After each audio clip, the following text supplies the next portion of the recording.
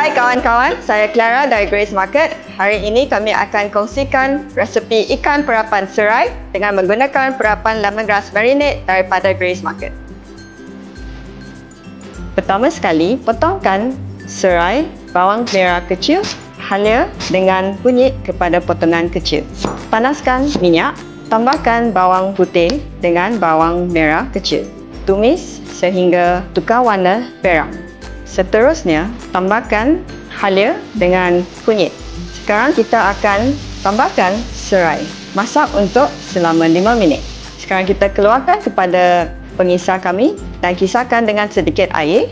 Selepas dikisar, masukkan balik tumisan ini ke wok.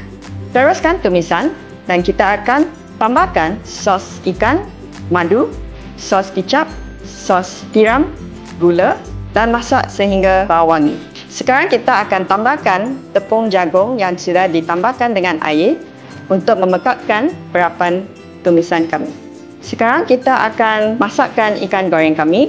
Terutamanya, perapkan ikan dengan sedikit garam dan pes halia dan bawang putih yang sudah dikisar. Tambahkan tepung jagung ke atas dia. Panaskan minyak dan masukkan ikan yang sudah diperap. Apabila ikan sudah siap, keluarkan ikan dan hidangkan di atas pinggan. Seterusnya, letakkan 2 hingga 3 sudu besar perapan serai yang sudah siap ditumis di atas ikan. Makanan ini sudah siap, ikan goreng perapan serai.